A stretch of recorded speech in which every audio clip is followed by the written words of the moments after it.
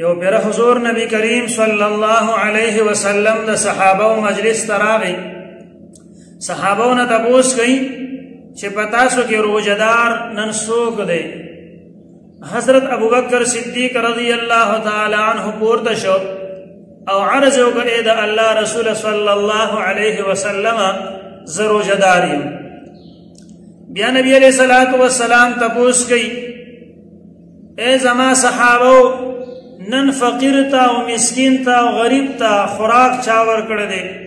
بیا حضرت ابوبکر صدیق رضی اللہ تعالیٰ عنہ پورتا شو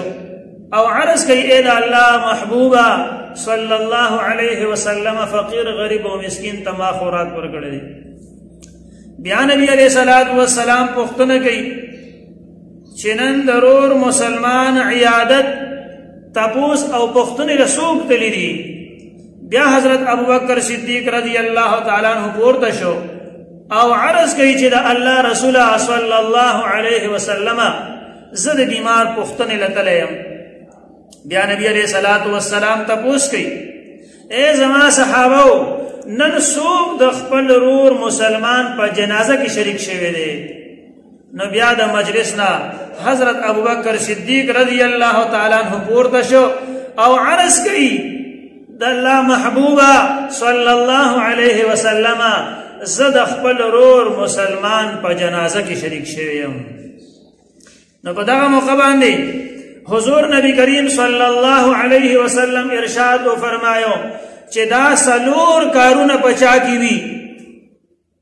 نو پا حق باندے جنت واجب دے دا حدیث مبارکنا دا خبر معلوم شوا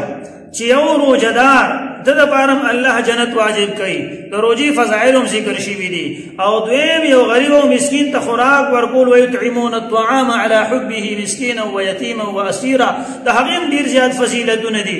او دریم دا خپل رور تپوس بختنا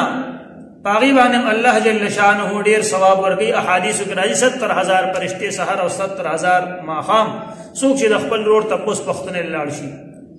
او سلورم نمبر